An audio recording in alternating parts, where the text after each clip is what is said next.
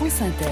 Où placer le curseur à propos de ce qui s'est passé hier à l'hôpital de la Pitié-Salpêtrière à Paris? Où placer le curseur entre une intrusion sous le coup de la panique et une attaque délibérée du service le plus sensible d'un hôpital, la réanimation? C'était sur les coups de 16 heures, en pleine manifestation du 1er mai.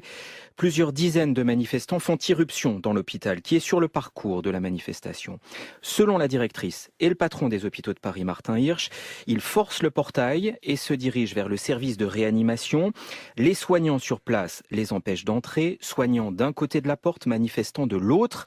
Qui étaient-ils, ces manifestants? Réponse de la directrice de la Pitié, une partie classique entre guillemets, une autre visage dissimulé. Certains disent qu'ils tentaient d'échapper à des gaz lacrymaux. Que peut-on dire d'autre, de nouveau, de cette histoire 24 heures après? Nous allons d'abord sur place. Bonjour Rémi Brancato. Bonjour Bruno, bonjour à tous. Rémi, quels témoignages, quels éléments d'information avez-vous pu recueillir? Eh bien, ce qui est sûr ce matin, c'est que la grille extérieure de cette entrée de service a été forcée ici au 97 boulevard de l'Hôpital. 30 à 50 personnes, vous le disiez, sont entrées dans cette allée entre deux bâtiments. Certains sont ensuite montés sur cet escalier extérieur, une passerelle, et se sont retrouvés devant une porte qui donne sur la réanimation chirurgicale. Surtout, un mouvement de panique, nous dit Jérôme Lecrec, infirmier du service. Il n'y avait rien de violent, en tout cas envers nous.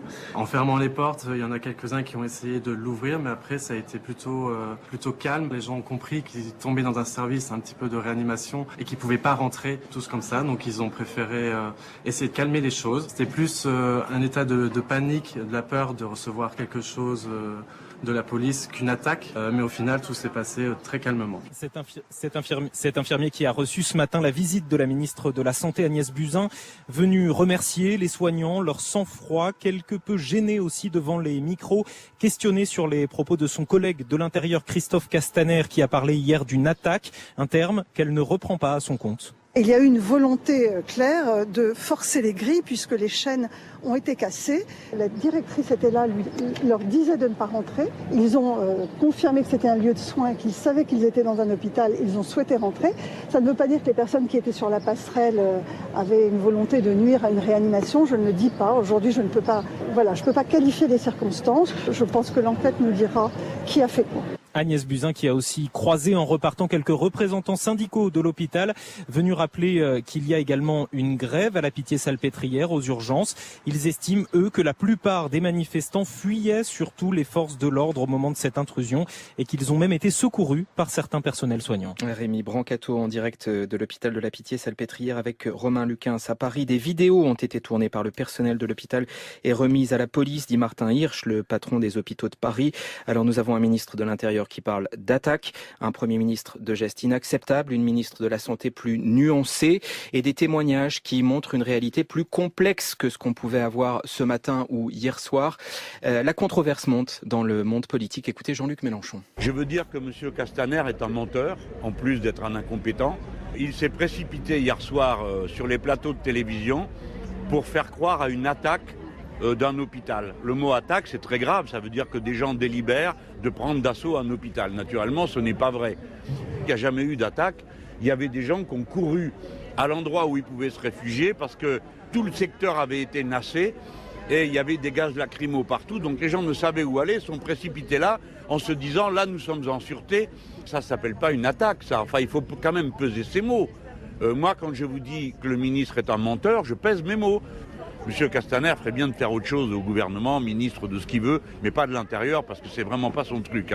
Depuis qu'il est là, 20 éborgnés, 5 mains arrachées, 2000 blessés, 1000 parmi les policiers. Vraiment, il n'y a pas pire bilan d'incompétence que le sien. Et le parquet de Paris ouvre une enquête, on l'apprend à l'instant. À mes côtés, Emmanuel Leclerc, spécialiste police de France Inter. Bonjour Emmanuel. Bonjour. De votre côté, quel récit peut-on faire de cet épisode? Ce qui est sûr, c'est que sur la cinquantaine de manifestants qui sont entrés dans l'enceinte de l'hôpital, 32 sont toujours en garde à vue dans les commissariats de la sûreté parisienne. En garde à vue pour une participation à un groupement en vue de commettre des dégradations ou des violences. Et c'est là, évidemment, que les avis divergent déjà fortement. On le sait et on vient de l'entendre. Certains gilets jaunes qui étaient là aussi auraient même qualifié calmer un activiste habillé tout en noir qui lui aussi a commis certaines dégradations. Alors au-delà de cet épisode, il y a eu des centaines de contrôles hier pour éviter les débordements lors de la manifestation du 1er mai, des dizaines d'arrestations. Quel bilan, Emmanuel, moins de 24 heures après? Alors pour Paris, où a eu lieu l'essentiel des interpellations, 330 au total sur 380 sur l'ensemble du territoire. 37 manifestants ont déjà été déférés devant le parquet. 8 d'entre eux comparaîtront dès cet après-midi devant le tribunal. 43 ont fait l'objet d'un rappel à la loi. 37 procédures classées sans suite. Il faut savoir qu'il y avait toujours en milieu de matinée 180 personnes toujours placées en garde à vue en lien avec les interventions hier de la police et de la gendarmerie, dont 11 mineurs. Bonjour Jean-Marie Delarue. Bonjour. Président de